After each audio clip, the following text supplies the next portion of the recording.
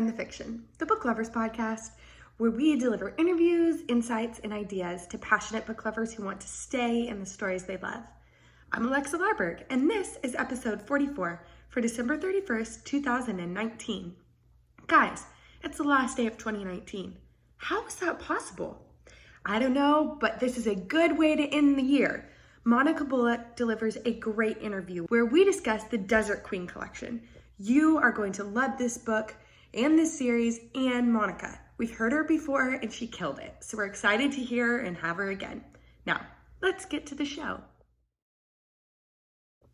Welcome to Behind the Fiction, the Book Lovers podcast, where we deliver interviews, insights, and ideas to passionate book lovers who want to stay in the stories they love. I'm Alexa Larberg, and this is episode 44 for December 31st, 2019. Guys, it's the last day of 2019. How is that possible?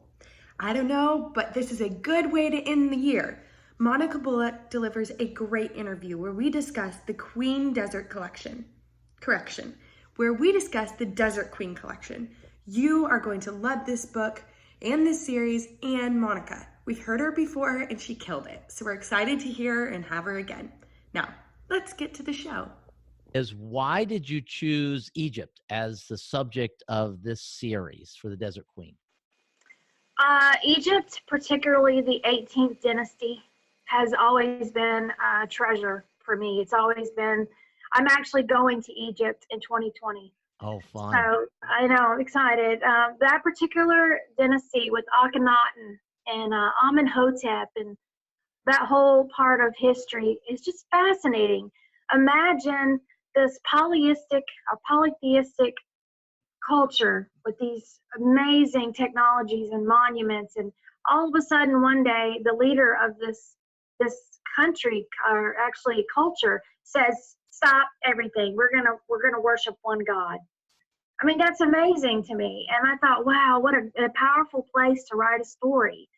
And so that's the book that I've been waiting to write all my life, because I read everything I could get my hands on as a kid about Egypt. But that's my favorite dynasty. And you chose a particular character as the focal point for this series. So why that character? Okay, well, Nefertiti, as the world knows her, there's so much mystery about her. And there's been a lot of back and forth. People say she was this particular tribe. And I thought that the Bedouins who actually, Tia, which is Tutmosis' grandmother, was a Bedouin. She came from a Bedouin tribe. And I think that the Bedouins don't get remembered as being a part of that culture. And I wanted them to be remembered. And so I brought Nefertiti in from that tribe, in from that group of people, so I could bring the whole Bedouin lifestyle into the story and juxtapose that against the absolutely wonderful life at Thebes and Karnak, and just put those two at odds with one another and how differently they lived, but how similar they were too. So that was interesting to me. Now, we spoke earlier about your love of Southern history. You mentioned that you've been waiting to write this book your whole life. Were you, as a child, were you just captivated by Egyptian history? I was, and I can blame my dad for that. My dad was in the Navy, and make a long story short, one of the places he was stationed for a time when he was doing crypto for the Navy was Cairo. And every place he went, he always sent me a present. So when he was in Italy, he sent me some things. When he was Germany, he sent me. But when he was in Cairo, he sent me a little bust of Nefertiti. And that was like my favorite thing. Imagine being 10 and you have this little bust. It looks exactly like the one that's in the museums. And so that really inspired me. I wanted to be close to my dad, who was thousands of miles away, and I started reading Egypt, and I loved it. I loved reading his history of the Egyptian history. It was just amazing. And what did he think when you wrote this series? Does he connect the two? Well, I think he knows how much I love Egypt. My dad has, over the years, perpetuated this love for Egypt by buying me these tomes. I mean, literally, these books are tomes of from Napoleon Bonaparte's mission to Egypt when he took the artists and they sketched all of the monuments. I have copies of those.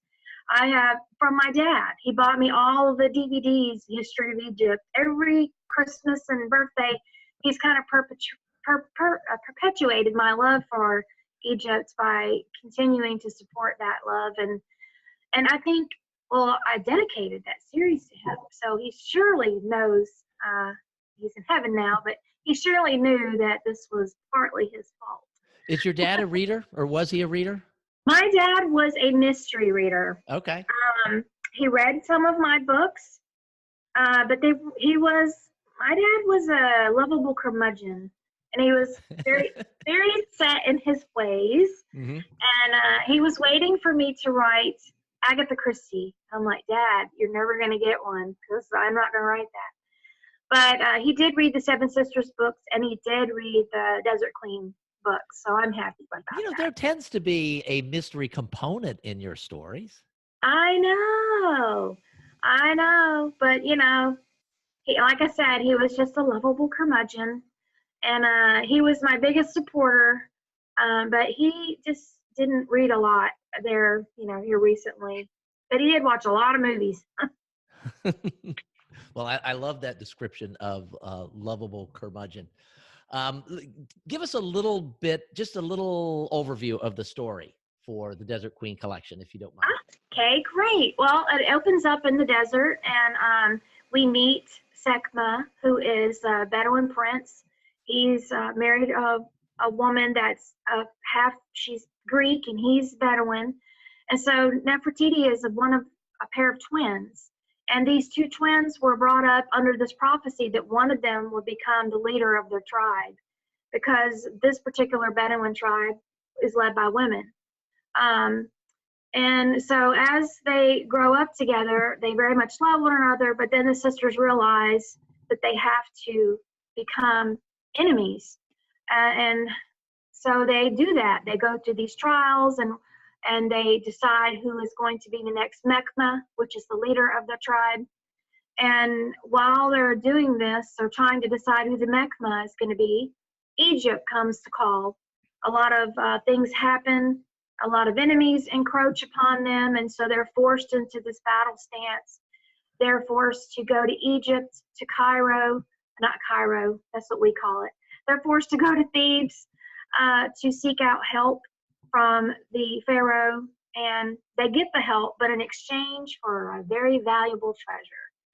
And that's how the story goes. All right. Well, I love the covers for this series, and it looks like it's going to be really fun.